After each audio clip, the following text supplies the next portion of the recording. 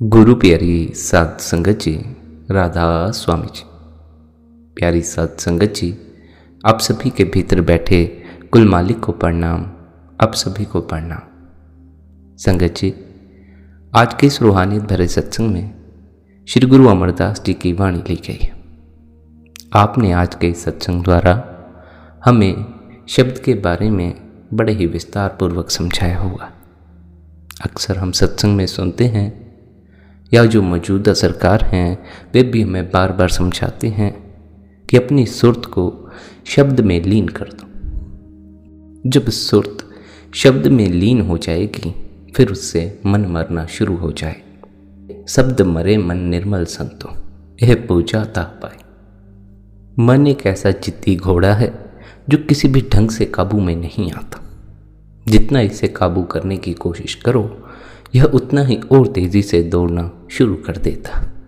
इसलिए संत महात्मा हमें इसे जोर जबरदस्ती काबू करने की सलाह नहीं देते। संत महात्मा हमें समझाते हैं कि हमारा मन लज्जत का आशिक है। अगर हम इसे इस दुनिया की चीज़ों से ज़्यादा कोई अन्य मीठी लज्जत दे सकें तो यह उसकी ओर ध्यान देना शुरू कर देगा। अभी तक मन ने जितने स्वाद चखे हैं सब बाहर के स्वाद हैं, इसलिए बार बार यह हमें भी बाहर की ओर खींच कर ले जाता। जिस दिन इस मन ने शब्द के अमृत का स्वाद चख लिया उस दिन के बाद फिर यह भटकना बंद कर देता। इसकी दौड़ थम जाती है और फिर हमें भी इस दुनिया में दुनिया की चीज़ों के पीछे भागने की ज़रूरत नहीं रह जाती। जब तक अपने भीतर तृप्ति का अनुभव न हो तब तक बाहर के जगत में भटकना जारी ही रहता। जिस दिन भीतर तृप्ति आ जाती है उस दिन फिर भटकने की भी कोई ज़रूरत नहीं रहती। इसलिए संत महात्मा हमारी भटकन को दूर करने के लिए हमें अपनी सुरत को शब्द में लीन करने का उपदेश देते हैं। शब्द एक ऐसी ताकत है जो मन को बिना कुछ किए ही ठहरा देती है। इसलिए जिन सत्संगियों को शब्द सुनाई पड़ता हो उन्हें कुछ भी और करने की कोई ज़रूरत नहीं। वे शब्द को सुनने के लिए समय निकालें। शब्द में अपने आप को लीन करने के लिए समय ज़रूर निकालें। जितने वक्त के लिए ध्यान में बैठो शब्द में ऐसे डूब जाओ कि अपना होना ना बचे, शब्द ही मौजूद रह जाए। अगर अहम बचा रह गया तो शब्द का रूप नहीं हो पाओगे। अपने अहम को भूलकर शब्द की धुन में पूरी तरह डूब जाना। जिन सत्संगियों को अभी शब्द सुनाई नहीं पड़ा है वे निरंतर ध्यान करते रहें, मालिक से प्रार्थना करते रहें। अवश्य ही एक दिन परमात्मा की कृपा होगी और शब्द की धुनकार धुन आपको भी सुनाई पड़ेगी। अब यहाँ जो सबसे बड़ा सवाल उठता है वह यह उठता है, संत महात्मा जिस शब्द की इतनी महिमा करते हैं वह शब्द कहाँ है, हमें उसकी प्राप्ति कैसे हो सकती है? आप फरमाते हैं, शब्द कहीं बाहर मौजूद नहीं है।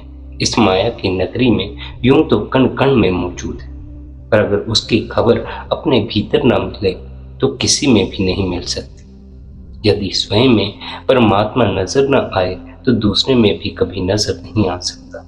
इसलिए पहले अपने भीतर उस परमात्मा को पाना है। भीतर सफाई करनी है। मन के विकारों के पीछे लगकर आत्मा मैली हो चुकी है। आत्मा की इस मैल को उतारने और उसे निर्मल करके वापस उस परमात्मा में समा जाने के लिए संत महात्मा हमें शब्द की मीठी धुन से जुड़ने का उपदेश देते हैं। जैसे जैसे भीतर होश सधता जाता है और आत्मा जागृत होती जाती है, शब्द की मीठी धुन सुनाई पड़ना शुरू हो जाती है। जितनी आत्मा जागृत होती जाएगी उतनी ही शब्द की धुन साफ सुनाई पड़ना शुरू हो जाती है। मन के शोर शराबे के कारण हमारे भीतर गूंज रहा अनहद शब्द सुनाई पड़ना बंद हो जाता है। जैसे ही मन का शोर थमता है हम इस मन को ताकत देना बंद करते हैं, यह ठहर जाता है।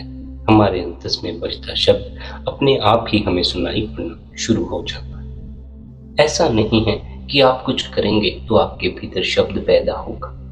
शब्द हम सबके भीतर पहले से मौजूद है। शब्द को लेकर हमारा जन्म होता है शब्द के सहारे हम जीते हैं और शब्द के साथ ही हमारा अंत हो जाता है।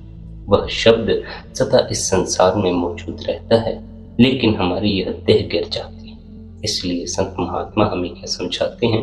वे हमें उपदेश देते हैं कि यह प्यारे, अपनी इस देह के मोह में मत पड़ा रहे। यह देह सदा रहने वाली नहीं। जो सदा रहने वाला नहीं है, जो मिट जाएगा, फना हो जाएगा, वह सदा दुख ही देता है।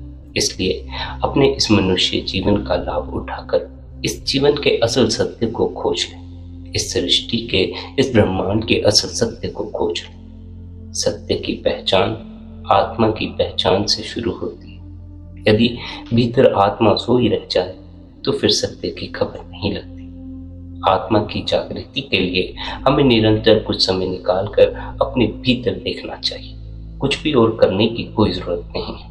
यदि आप खाली बैठकर अपने भीतर देखना शुरू कर दें, उससे ही आपको धीरे धीरे अपनी आत्मा का स्मरण आना शुरू हो जाएगा। पहले पहले जब साधक आंखें बंद करके अपने भीतर देखता है तो उसे अपनी आत्मा का होना अनुभव नहीं होता, मन के विचारों का अनुभव होता है। और कभी कभी मन के विचार ऐसे होते हैं कि वे हमें बेचैन कर देते हैं, हमें अपने अंतस में उतरने नहीं देते। साधक को चाहिए कि वह घबराए नहीं, डरे नहीं और अपने सद्गुरु पर, उस परमात्मा पर भरोसा रखकर अपने भीतर उतरना शुरू करें, अपने भीतर देखना शुरू करो। पहले मन दिखाई देगा। जैसे जैसे साक्षी भाव में उतरोगे, मन को ऊर्जा मिलनी बंद हो जाएगी, फिर मन दिखाई पड़ना बंद हो जाएगा। मन ठहर जाएगा, फिर अपने भीतर का अंधकार दिखाई पड़ेगा। उसी अंधकार से आगे प्रकाश तक की यात्रा होगी। जैसे जैसे आत्मा जागृत होती जाएगी, वैसे वैसे आत्मा का प्रकाश भी बढ़ता जाएगा। आत्मा के जागृत होने पर शब्द भी सुनाई पड़ने लगता है और अपने भीतर प्रकाश भी दिखाई पड़ने लगता है। संगत जी, इसी विषय से जुड़ा एक सवाल भी है, उसे भी साथ में ले चलते हैं। एक सत्संगी ने पूछा है, जब धुन सुनाई पड़ना शुरू हो जाती है तो उस धुन को कौन सुनता है? मन सुनता है या आत्मा सुनती है? ध्यान पूर्वक अंत तक सुनने की कृपालता करें जी। संगत जी, यह एक बात भी ख्याल करें, अगर आप अपने जीवन में इसे करें तो इससे आपको नकारात्मक विचारों से निजात मिलेगा। बहुत बार ऐसा ही होता है कि हम नकारात्मक सोचना तो नहीं चाहते तो हम यही हैं कि हमारी पॉजिटिव थिंकिंग हो, लेकिन फिर भी भीतर कोई ना कोई नकारात्मक विचार उठ आता है। जब भी हम जिंदगी में कुछ करते हैं तो चाहते तो हम यही हैं, सब कुछ अच्छा हो, हमें सफलता हासिल हो, लेकिन फिर भी अपने आप से भीतर असफलता के विचार भी उत्पन्न हो जाते। असल में जो जीव भीतर सफलता की इच्छा पकड़े बैठा है, वह चाहे लाख कोशिश करे, असफलता के विचार से मुक्त नहीं हो सकता। सफलता की पकड़ ही असफलता के नकारात्मक विचारों को जन्म देती है। यहाँ यह भी ख्याल रख लेना आवश्यक है कि जो नकारात्मक विचारों की जड़ है, वह सकारात्मक विचारों की पकड़ के कारण है। हम कुछ करते हैं तो उठता तो हमारे भीतर असफलता का विचार भी है। एक नकारात्मक विचार हमें घेर लेता है, लेकिन वह नकारात्मक विचार भीतर क्यों उठा, इसका हल क्या है? हम ऐसा क्या करें कि दोबारा हमारे भीतर नकारात्मक विचार उत्पन्न ना हो? यह सब जानने के बजाय, यह सब समझने की बजाय हम सकारात्मक विचारों को पकड़ने में लग जाते। भीतर है पाप, बाहर जीव पुण्य करने लग जाता। पहले भीतर जो पाप उठा है उसका इलाज कर लो। पहले भीतर से पुण्य आत्मा हो जाओ, तभी बाहर से पुण्य कर पाओगे। भीतर है पाप तो बाहर पुण्य करने से वह पुण्य नहीं हो जाता। भीतर तो पापी छिपा ही रहता। पापी जब तक मौजूद है तब तक पुण्य हुआ ही नहीं। जिस दिन पाप भीतर से मिट जाता है, उस दिन ही पुण्य का जन्म होता है। बाहर से तो हम साफ सुथरे होकर सत्संग में चले जाते हैं, लेकिन भीतर की सफाई की तरफ हमारा कोई ख्याल नहीं है। भीतर उठता है पाप, बाहर दिखाते हैं पुण्य। भीतर होता है काम, बाहर दिखाते हैं सादगी। यह दोहरा जीवन चैन से जीने ना देगा। बाहर अलग ढंग से जीवन को संभालोगे, भीतर अलग ढंग से संभालोगे। भीतर अशांति से लड़ने में अपनी शक्ति बर्बाद करोगे, बाहर शांति का दिखावा करने में अपनी शक्ति बर्बाद करोगे। जीवन भर जीव भीतर की नकारात्मकता को दबाता है और बाहर सकारात्मकता का दिखावा करता रहता है। ऐसा करते रहने से जीवन में एक ऐसी घड़ी आ जाती है जब जीव के भीतर इतनी शक्ति नहीं बची रहती कि वह अपने भीतर उठे नकारात्मक विचारों की इस बाढ़ को शांत कर सके। भीतर उठी नकारात्मकता, भीतर उठा पाप बस से बाहर हो जाता है। फिर जब वह बस से बाहर हो जाता है, हम उसे भीतर दबाए रखने में असमर्थ हो जाते हैं। फिर वह हमारे बाहरी जीवन पर भी अपना रूप दिखाना शुरू कर देता।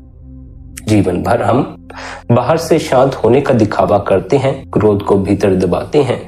इस दबाते रहने से एक दिन भीतर क्रोध इतनी मात्रा में इकट्ठा हो जाता है कि उसे फिर भीतर छिपाए रख पाना हमारे लिए असमर्थ हो जाता। फिर बाहर शांति का दिखावा करना हमारे बस में नहीं रह जाता।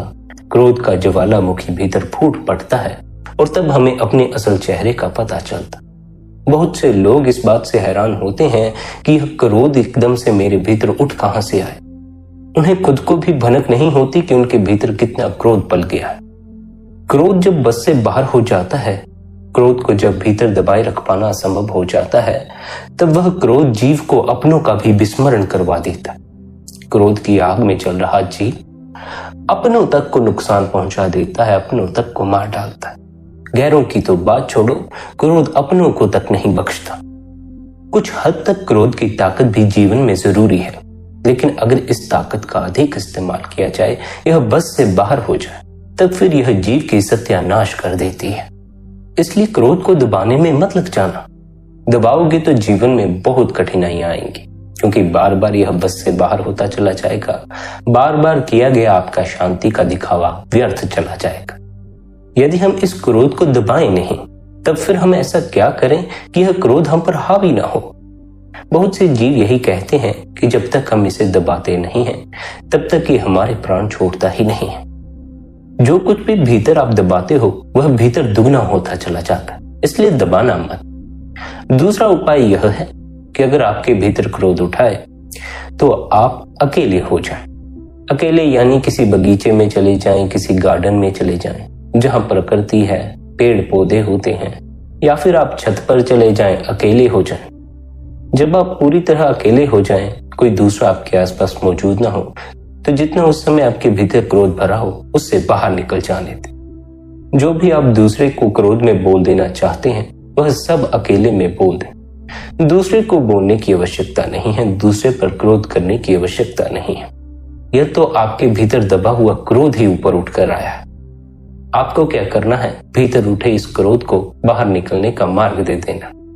क्रोध उठा है, उसे बाहर निकल जाने दो। जो बोलना है बोल दो, लेकिन दूसरे के सामने मत बोलना, अकेले में बोलना। दूसरे के सामने बोलोगे तो दूसरे को ठेस पहुंचेगी। दूसरे पर क्रोध करोगे तो दूसरे का दिल दुखेगा, या फिर उसे किसी अन्य तरह से चोट पहुंचा बैठोगे।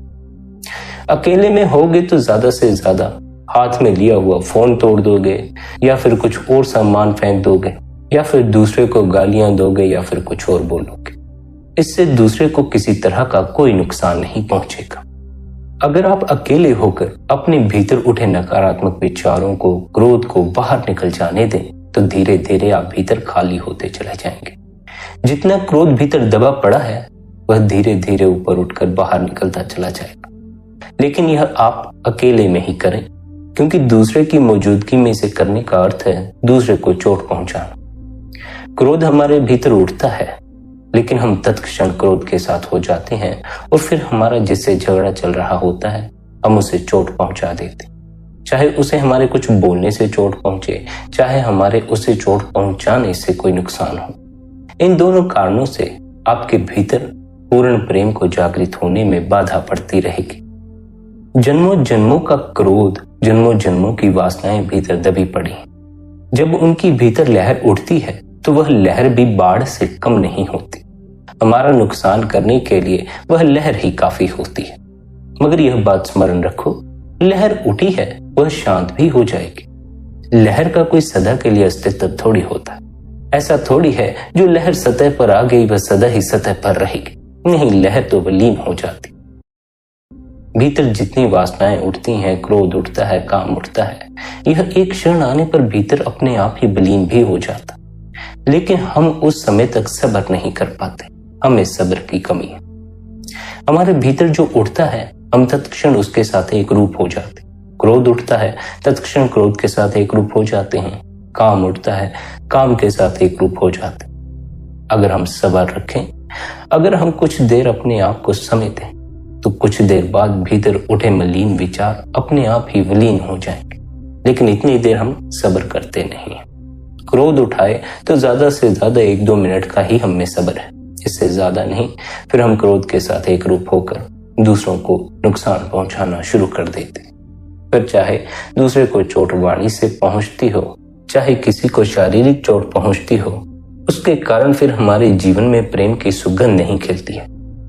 क्या आप जानते हैं, आपके अपने आप को बड़ा प्यार करते हैं, लेकिन सबने अपनी जिंदगी में काम, क्रोध और वासनाओं को इतना भीतर दबाया है कि कभी ना कभी उन्हें भीतर छिपाए रख पाना उनके बस से बाहर हो जाता। जब बस से बाहर हो जाता है, घर परिवार में झगड़े हो जाते। लेकिन यदि सभी भीतर उठी इन वासनाओं, इन विकारों से मुक्त हो जाएं, तो क्या घरों में झगड़े हो सकते हैं? नहीं हो सकते, फिर नहीं होते। यह बात भी ख्याल रखें कि कुछ जीव होते हैं जो बेवजह ही झगड़ते रहते हैं, छोटी छोटी बात पर झगड़ते रहते हैं, मन के अधिक प्रभाव में आए हुए हैं। फिर समझदार जीव होते हैं जो समझदारी दिखाते हैं, वे बेवजह के झगड़े नहीं करते। अगर कोई झगड़े का कारण विशेष हो तभी झगड़ा करते हैं। लेकिन फिर वे जीव होते हैं जिन्होंने अपने भीतर काम, क्रोध, लोभ, मोह और अहंकार से परे का स्वाद चख लिया होता। उस स्वाद को चख लेने के कारण उनका झगड़े में रस ही नहीं रह जाता। झगड़े तो मन की फसाद। स्वयं को जान लेने के बाद मन में कोई रस ही नहीं रह जाता। मन में जीवन जीने वाला जीव संसार की मति के अनुसार जीवन व्यतीत करता है। स्वयं में स्थित होकर जीवन व्यतीत करने वाला जीव संसारिक मति के अनुसार जीवन व्यतीत नहीं करता। संसारिक मति क्या है? संसारिक मति है इन बातों पे झगड़ो, उन बातों पे झगड़ो। संसारिक मति है इन बातों पे कलेश करो, उन बातों पे कलेश करो। जिन बातों के लिए हमने सीख लिया है कि हमें झगड़ना चाहिए, उन बातों के लिए अब हम अपने आप ही झगड़ना शुरू हो जाते। हम विचार भी नहीं करते क्या हमें इस बात पर झगड़ना चाहिए या नहीं झगड़ना चाहिए। इतनी बार कुछ बातों का अभ्यास हो गया है कि अब वे अपने आप ही दोहरना शुरू हो गई हैं। नहीं चाहते हैं क्रोध करें, लेकिन इतनी बार दोहराया है कि अपने आप ही दोहर जाता है, बस से बाहर हो जाता है, रोक नहीं पाते। रोकने की कोशिश भी मत करना। भीतर जो उठा है उसे दबाने की कोशिश करना भी मत। रोकने की जद्दोजहद में मत लग जाना। जब भीतर क्रोध उठाए, काम उठाए, कोई अन्य ख्याल, वासना या कोई नकारात्मक विचार उठाए, तब आप क्या करें?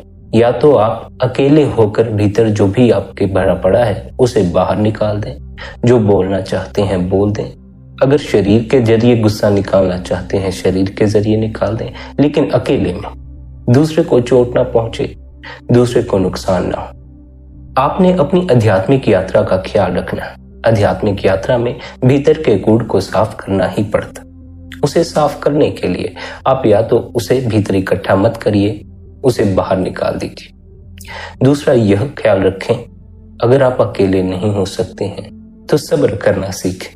जब भी भीतर कोई नकारात्मक विचार उठाए, क्रोध उठाए, काम उठाए, तो तत्क्षण उसके साथ एक रूप ना हो जाए। कुछ देर के लिए ध्यान में बैठ जाए।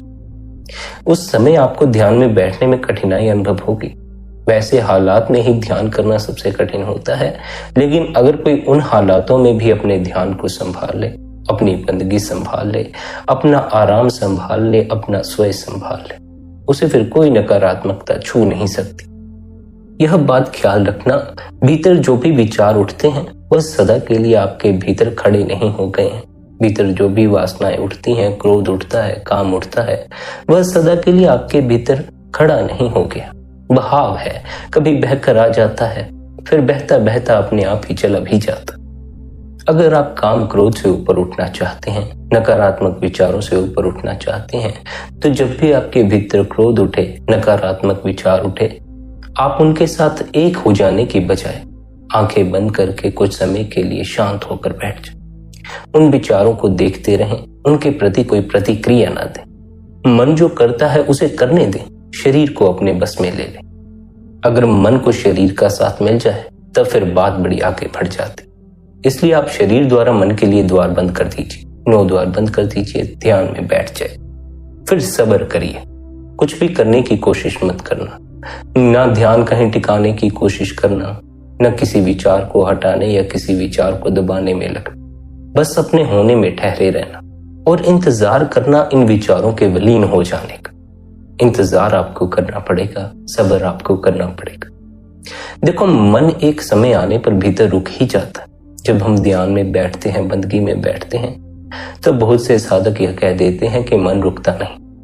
मन रुक ही जाता है, लेकिन रुकता तब ही है जब हम मन से छेड़खानी नहीं करते। आपके भीतर जो क्रोध उठता है वह सदा के लिए नहीं उठा होता, वह कुछ देर के लिए उठता है और इतनी तीव्रता से उठता है कि आप अपने शरीर को अपने वश में नहीं रख पाते। वह जो क्रोध की ताकत भीतर उठी है, उस ताकत के बाहर जाने के जितने द्वार हैं उन्हें बंद कर लेना है, अर्थात ध्यान में बैठ जाना है और उस क्रोध की ताकत को ही रूपांतरित कर लेना है। क्रोध को हटाने की कोशिश में नहीं लगना है, न ही उसके साथ एक रूप हो जाना। बस यह देखते रहो कितनी देर तक क्रोध के विचार आपके भीतर उठते रहते। ज्यादा देर नहीं उठेंगे। देखने वाले हो जाओ, ऐसे हो जाओ जैसे सिनेमा में फिल्म देखते हो। मन को वह पर्दा समझ लो जिस पर फिल्म चलती है और आप फिर दूर बैठे उस फिल्म को देख रहे हो। भीतर चलती फिल्म के साथ एक रूप मत हो जाओ, वह आपके साथ नहीं हो रहा है। वह तो पर्दे पर चलने वाली फिल्म है, लेकिन अगर आप उसे अपने साथ होता हुआ समझ लेंगे तो आप अपने शरीर को भी उसमें शामिल कर लेंगे। मन में जो भी विचार उठते हैं, मन में जो भी गलत ख्याल उठते हैं, गलत कर्मों का ख्याल आता है, वे बिना शरीर के सहयोग के हो नहीं सकते। इसलिए संत गुरु हमें कहते हैं, निरंतर ध्यान में बैठो, निरंतर अपने इस शरीर को अपने वश में करने की कला सीखो। इस शरीर के मालिक बनो, यह आपकी आज्ञा के बगैर कर्म ना करता चला जाए, मन के प्रभाव में आकर कर्म ना करता चला जाए। मन द्वारा सोचे गए पाप कर्म तब तक हो ही नहीं सकते हैं जब तक कि शरीर उनमें शामिल ना हो जाए। दूसरे के मन में पाप है, इसका हमें थोड़ी पता चलता।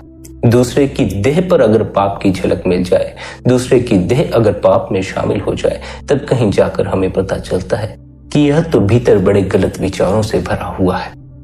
हो सकता है किसी के भीतर कई महीनों तक किसी को लूटने के, किसी को चोट पहुंचाने के विचार घूमते रहे, लेकिन कई महीनों तक उसके साथ रहने के बावजूद भी हमें उसके भीतर की इस दशा का तब तक पता नहीं चलता जब तक कि उसकी देह पर उसके भीतर के विचारों की छाप ना पड़ जाए, भीतर की मलिनता की छाप ना पड़ जाए।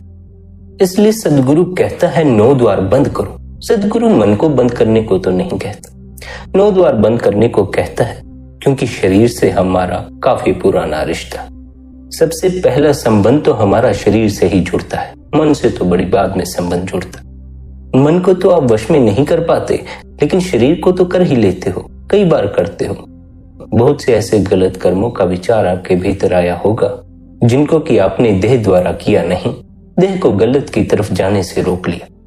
नहीं मन को सीधे रास्ते पर ला सकते तो शरीर को तो सीधा करके बिठा ही सकते हो। अगर नहीं भी मन पर वश चलता है तो शरीर पर तो चलता है।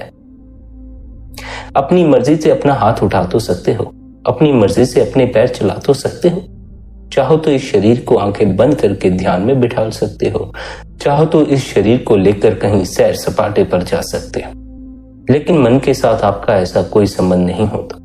मन आपका मालिक होता, मन के सामने आपका कोई वश नहीं चलता।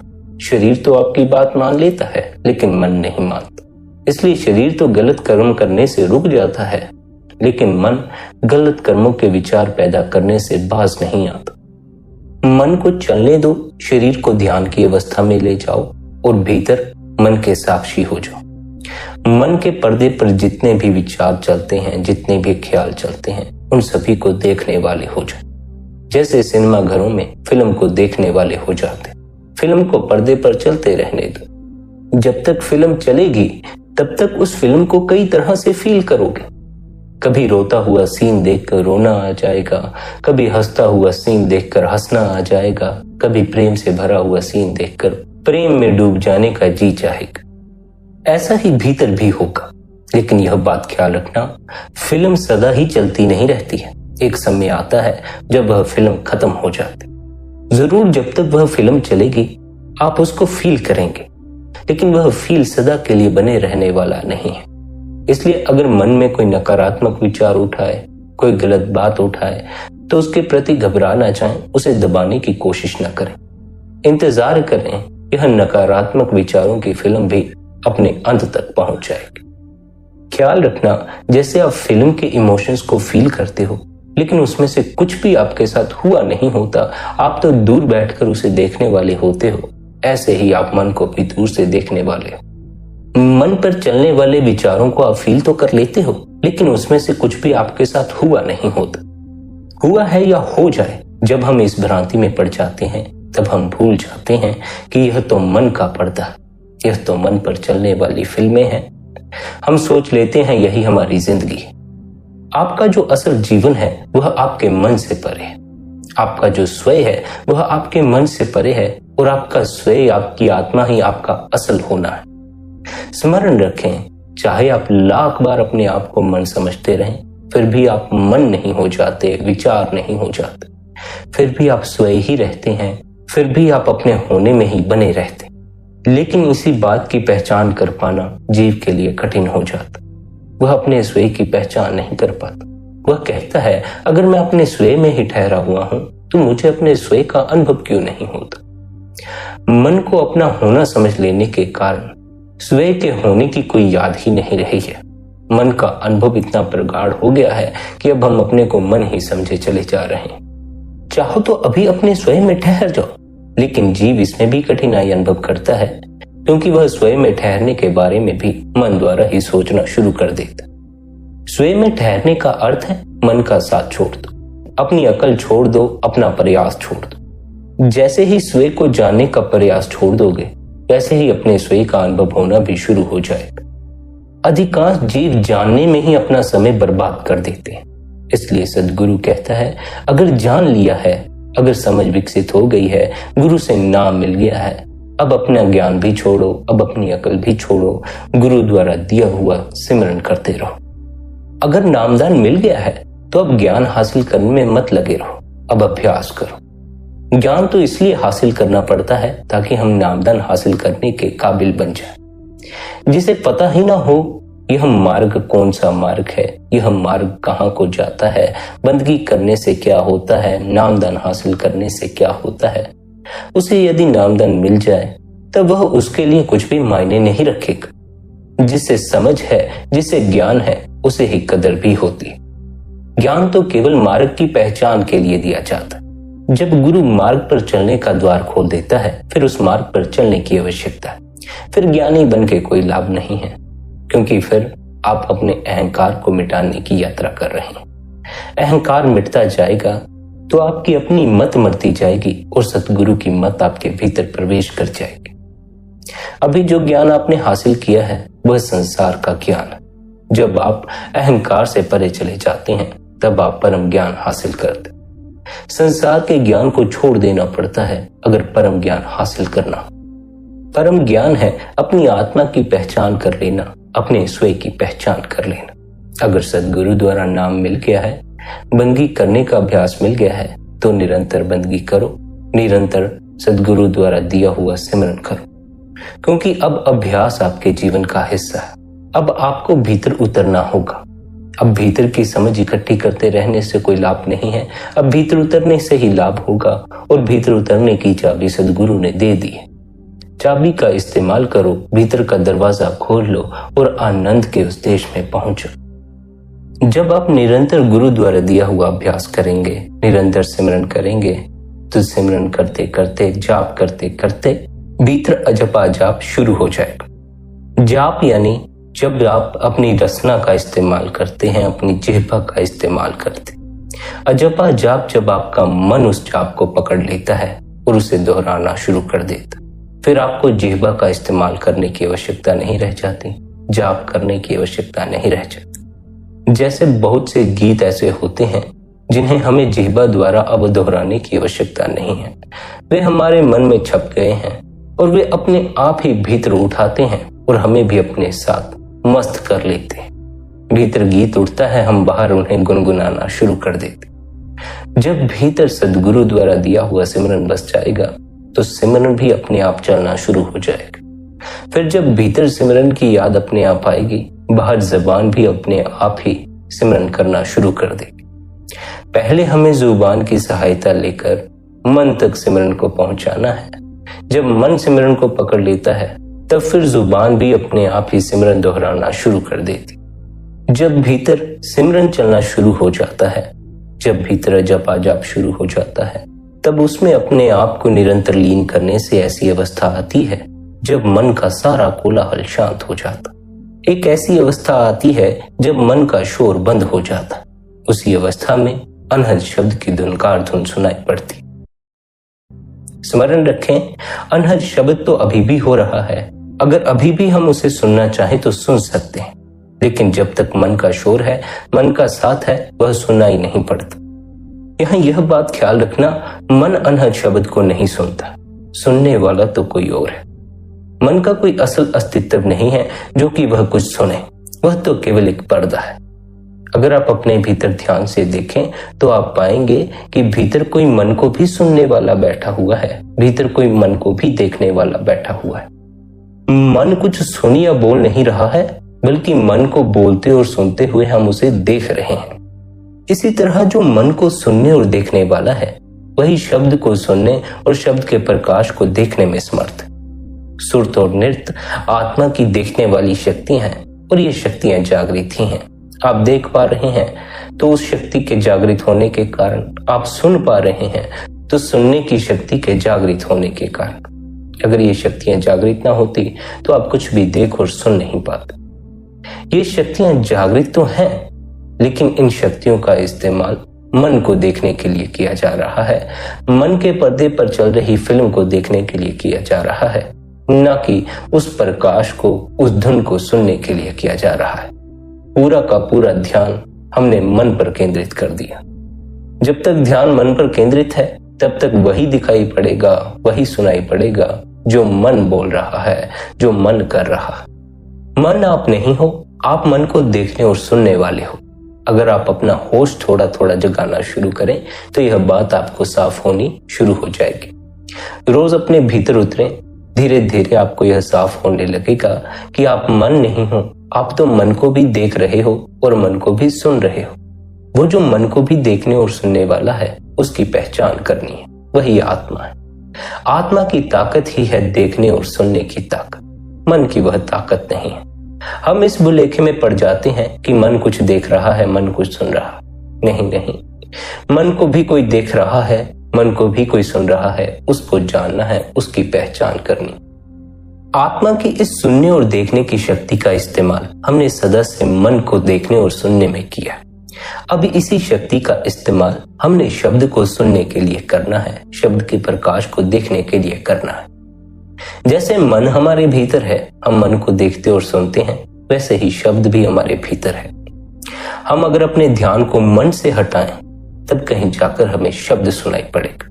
सुनने वाली तो आत्मा ही है। और यह ख्याल रखना, क्योंकि हम मन को देखते और सुनते हैं, इसलिए हम मन की तरफ खींचे चले जाते। जब हम शब्द के प्रकाश को देखते हैं, शब्द की धुन को सुनते हैं, तो हम शब्द की तरफ खींचे चले जाते। भीतर जो दिखाई पड़ता है, जो सुनाई पड़ता है, उसी के साथ जुड़ते चले जाओगे। इसलिए जब भीतर मन को देखते हो, सुनते हो, तो उससे जुड़ मत जाना, वरना मन के साथ एक रूप हो जाओगे, फिर अपने को मन समझ लोगे। क्योंकि आप देखने और सुनने वाले हो, इसलिए अब मन से अपने ध्यान को हटाकर शब्द और धुन की तरफ लीन कर दो। शुरू में जब मन से ध्यान हटाओगे तो अंधकार ही नजर आएगा, प्रकाश नजर नहीं आएगा। लेकिन अगर निरंतर मन में ध्यान टिकाने की बजाय उस अंधकार में ध्यान टिकाना शुरू करो तो धीरे धीरे उस अंधकार से होते हुए प्रकाश तक भी पहुंच जाओगे। केवल ध्यान देने की बात है। अभी ध्यान मन पर दे रखा है, इसलिए मन का होना अपना होना समझे बैठे। जब मन पर ध्यान देना बंद कर दोगे, फिर मन का अपना लगना भी बंद हो जाएगा। जब मन पर ध्यान न देकर निरंतर अंधकार में ध्यान टिकाओगे तो एक घड़ी ऐसी आएगी जब मन भीतर से पूरी तरह विलीन हो जाएगा। जब भीतर शब्द आपको सुनाई पड़ना शुरू हो जाएगा, जब आपको भीतर प्रकाश नजर आना शुरू हो जाएगा। जरा समझो, जैसे रात हम सोने जाते हैं तो पहले सारी लाइटें जगी हुई होती, प्रकाश होता है, प्रकाश के कारण हमारी आंखों में भी चमक आ गई होती। जैसे ही हम बिस्तर पर जाते हैं लाइट बंद करते हैं, अंधेरा छा जाता। पहले पहले तो वह अंधेरा बड़ा घना होता है, लेकिन जैसे ही हम उस अंधेरे को देखते चले जाते हैं, उस अंधेरे में भी रोशनी आनी शुरू हो जाती, फिर अंधेरे में भी साफ साफ दिखाई देने लग जाता। इसी तरह पहले भीतर जब आप मन से ध्यान हटाएंगे, अंधकार बचेगा। पहले तो वह अंधकार घना ही नजर आएगा, पहले तो उसमें कुछ भी नजर नहीं आएगा, लेकिन जब आप उसमें ध्यान टिकाए रखेंगे तो धीरे धीरे उसमें भी प्रकाश आना शुरू हो जाए, फिर उस अंधकार में भी नजर आना शुरू हो जाता है और साधक इस अंधकार से होता हुआ प्रकाश तक पहुंच जाता। शब्द को देखने और सुनने की जो ताकत है वह आत्मा की ताकत है, वह मन की ताकत नहीं है। आत्मा की इसी देखने और सुनने की ताकत के कारण हम मन को देखते और सुनते। हमें यह भी होश नहीं होता कि हम मन को देख और सुन रहे हैं, हम सोचते हैं हम मन ही हैं। होश की कमी के कारण जीव इस भेद को समझ ही नहीं पाता। जिस दिन जीव को यह भेद स्पष्ट हो जाता है, उस दिन फिर वह मन पर ध्यान देना बंद कर देता है और अपने ध्यान को शून्य में ठहराना शुरू कर देता है। उस शून्य में ही शब्द का संगीत सुनाई पड़ता। वह जो शब्द का संगीत है, जब आप उसे सुनना शुरू करते हैं तो आप उसे सुनते सुनते अपने स्वयं तक पहुंच जाते, क्योंकि वह शब्द आपके स्वयं से ही उठता है, अर्थात आपकी आत्मा से ही उठता है।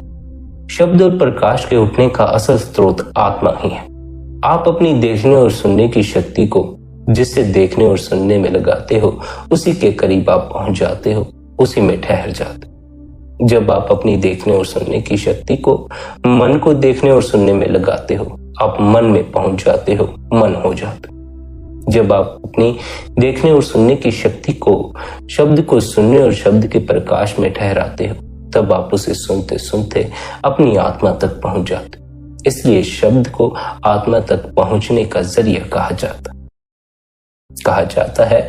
शब्द उस आत्मा तक पहुंचने की सीढ़ी है। जो इस शब्द का सहारा लेता है वह अपनी आत्मा तक पहुंच जाता। क्यों पहुंच जाता है? क्योंकि शब्द आत्मा से ही उठता है। जैसे विचार मन से उठते हैं तो उस विचार को पकड़कर हम मन तक पहुंच जाते हैं, वैसे ही जब हम आत्मा से उठते हुए शब्द को पकड़ते हैं तो उस शब्द को पहुंचकर हम आत्मा तक पहुंच जाते। आत्मा की इस देखने और सुनने की शक्ति का इस्तेमाल हमें अपने स्वयं तक पहुंचने के लिए करना है, अपनी आत्मा तक पहुंचने के लिए करना है। अपनी आत्मा से तो हम परिचित नहीं हैं, लेकिन उसकी देखने और सुनने की शक्ति से परिचित हैं। इसी शक्ति का इस्तेमाल उस तक पहुंचने के लिए करना होगा। इसी शक्ति को शब्द के प्रकाश को देखने, शब्द की धुन को सुनने के लिए इस्तेमाल करना होगा। अभी तो हमने अपने जीवन में इस शक्ति का इस्तेमाल मन को देखने और सुनने में किया, लेकिन हम इस भेद को समझ नहीं पाते हैं कि हम मन को देख और सुन रहे हैं, ना कि हम मन हैं, सिर्फ मन को देखने और सुनने वाले। इसलिए मन जो कुछ कहता है हम वह सभी कुछ नहीं करते हैं, पहले देखते हैं, सुनते हैं, जो ठीक लगता है वही करते हैं। कई जीवों के साथ ऐसा होता है कि वे अपने को मन में इस कदर लीन कर देते हैं कि हम अपनी इस सुनने और देखने की ताकत का इस्तेमाल सही फैसला लेने के लिए कर ही नहीं पाते। मन जो कहता है वही कर देते हैं, वही करते चले जाते। मन आप हो नहीं, मन को देखने वाले हो, मन को सुनने वाले हो। उस देखने वाले और सुनने वाले को पहचान लेना। वह कौन है? वह आपके भीतर छिपा बैठा। भीतर उस तक पहुंचने में शब्द आपकी सहायता करेगा, क्योंकि शब्द उस आत्मा से ही उठता है। मन से उठा हुआ विचार आपको मन तक ले जाता है, आत्मा से उठा हुआ शब्द आपको आत्मा तक ले जाता। आपको बस मन पर ध्यान देना बंद करना होगा। जब गुरु द्वारा दिया हुआ सिमरन भीतर पक जाता है तो मन पर ध्यान देना अपने आप ही बंद हो जाता। फिर हमारा ध्यान गुरु द्वारा दिए हुए सिमरन में लीन हो जाता। लेकिन पहले निरंतर अभ्यास द्वारा सिमरन को भीतर पकाना भी पड़ता। जब तक सिमरन भीतर पक ना जाए तब तक ध्यान मन से हटता ही नहीं है। मन बार बार फिर हमारे ध्यान को अपनी ओर खींच लेता, क्योंकि जन्मों जन्मों से मन हमारे ध्यान को अपनी तरफ खींचता आया है। इसलिए शुरुआत में इससे ध्यान हटाने में कठिनाई होगी।